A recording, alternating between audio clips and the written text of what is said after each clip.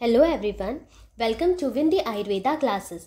आज हम सुश्रुत शारीर स्थान 4 से एक बहुत इंपॉर्टेंट टॉपिक पढ़ने वाले हैं जो है गर्भ अवयव निर्माण। ठीक है, आयुर्वेदा रिलेटेड कोई भी एग्जाम हो उसमें यहाँ से क्वेश्चंस हमेशा पूछे जाते हैं, तो हम इजी ट्रिक से इसे याद करते हैं। ठीक है, देखिए फर्स्ट कॉलम में दिया है अवयव एंड सेकेंड कॉलम में दिया है उनकी उत्पत्ति किससे होती है। ठीक है, तो हम ट्रिक से याद करते हैं। तो देखिए सबसे पहले यकृत और प्लीहा की उत्पत्ति किससे हुई है? शोणित से हुई है ना। शोणित मतलब रक्त से। तो देखिए हमें पता ही है यकृत मतलब लिवर, स्प्लीन क्या होती है? प्लीहा। तो जो लिवर और जो स्प्लीन है वो मेनली क्या करते हैं? ब्लड के फिल्ट्रेशन का काम करते हैं, ब्लड से जो भी टॉक्सिन्स होते हैं उसका रिमूवल का काम करते हैं। तो ये मोस्ट इंपॉर्टेंट काम है ना, इसीलिए रक्त से उत्पत्ति हुई है, ऐसे याद रखना। ठीक है, फिर देखिए फुसफुस, इसकी शोणित के फेन से उत्पत्ति हुई है। तो देखो फुसफुस मतलब क्या होता है? जो हमारी लंग्स होती है ना उसके बारे में बात करें तो फ से फुसफुस, फ से फेन, तो ये तो आपको याद रहेगा रक्त के फेन से। फिर देखिए नेक्स्ट है उंडूक, इसकी उत्पत्ति हुई है शोणित के किट्ट से। तो देखिए उंडूक मतलब क्या? अपेंडिक्स है ना, अपेंडिक्स से इसको कोरिलेट करते हैं। तो उंडूक की किट्ट से हुई है। देखिए जो अपेंडिक्स है वो क्या है? एक वेस्टिजियल ऑर्गन होता है, तो बहुत सारे लोगों का रिमूव करना पड़ता है, यदि उसमें इन्फेक्शन हो जाता है तो किट्ट भी रिमूव करना पड़ता है। तो इस तरह से याद रहेगा। ठीक है, तो ये तीनों चीज तो आपको याद हो जाएगी। फिर हम देखते हैं बस्ती, आंत्र और गुदा, इसकी उत्पत्ति किससे हुई है? त्रिदोष प्लस रक्त। अब बस्ती मतलब क्या होता है? मतलब हमारा यूरिनरी ब्लैडर। अब हमें पता है यूरिनरी ब्लैडर में एक स्ट्रक्चर होता है, उसको हम बोलते हैं ट्राइगोन।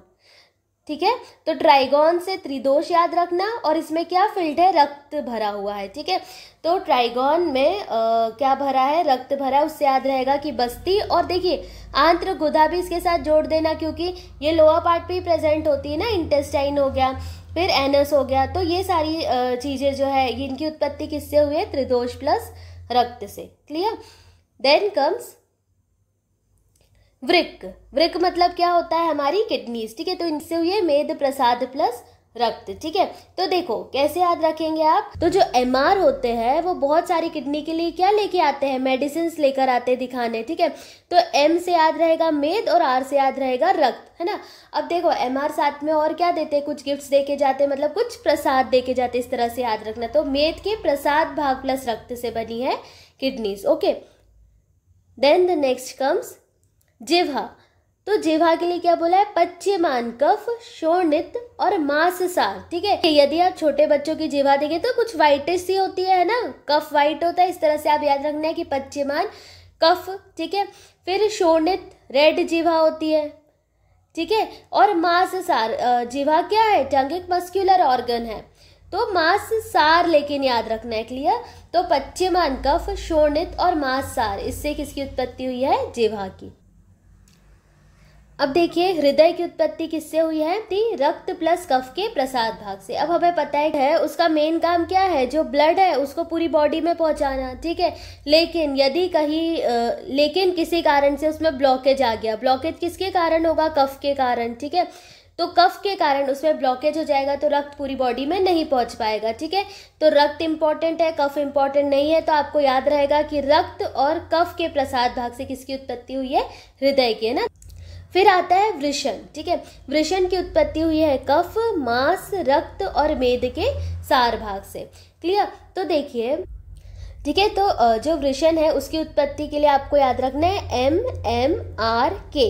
ठीक है, MM मतलब मांस भी है, इसमें मेद भी है, रक्त भी है और कफ भी है। ठीक है, तो MMRK से याद रखना है वृषण की उत्पत्ति मांस, मेद, रक्त और कफ से हुई है।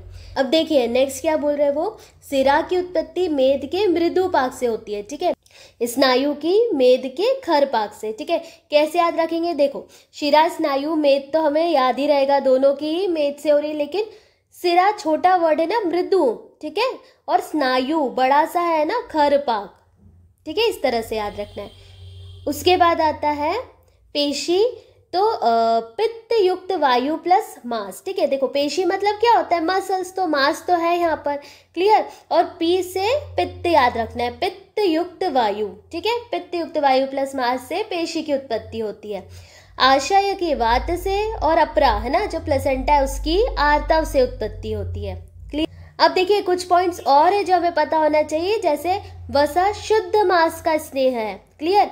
मेद सूक्ष्म अस्थियों में रहती है, मज्जा स्थूल अस्थियों में रहती है। क्लियर? ये कुछ चीज और हमें पता होना चाहिए। सो इस तरह से हमने ये टॉपिक जो था which is very important from exam point of view, that is गर्भ अवयव निर्माण, ये हमने कंप्लीट किया। So I hope you like this topic. Do share, like and subscribe. Thank you.